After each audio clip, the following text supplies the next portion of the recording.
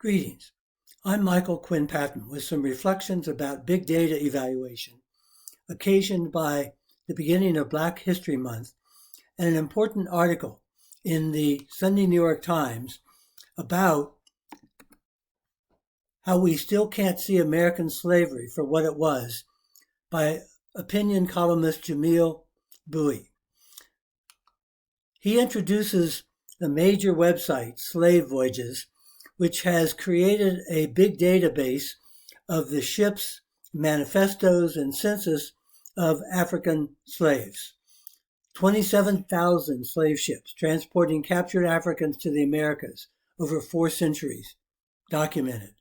12.5 million African people on those ships, some 2 million of which perished on those voyages.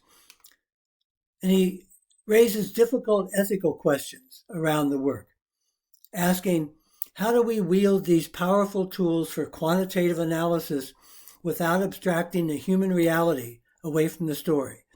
And what does it mean to study something as wicked and monstrous as the slave trade using some of the tools of the trade itself?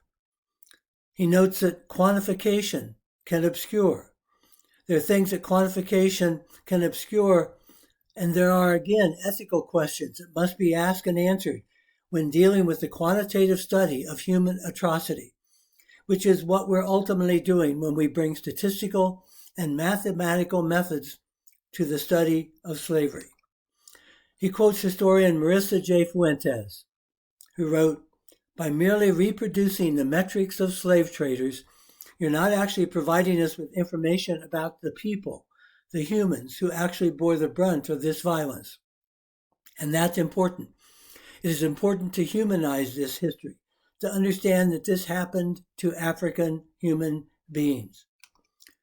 And so Mr. Bowie asks, as we learn from new data and new methods, it is paramount that we keep the truth of their essential humanity at the forefront of our efforts.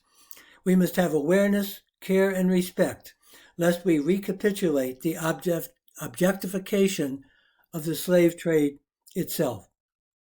It is possible, after all, to disturb a grave without ever touching the soil. The theme of this month's Black History Month is Black health and wellness.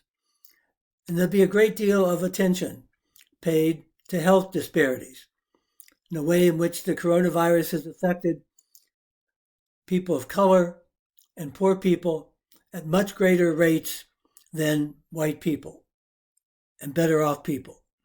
And in those big data sets, the same principle will apply, to both use the statistics to look at the magnitude of the issues involved, but to accompany those with stories about the people, to put faces on the numbers.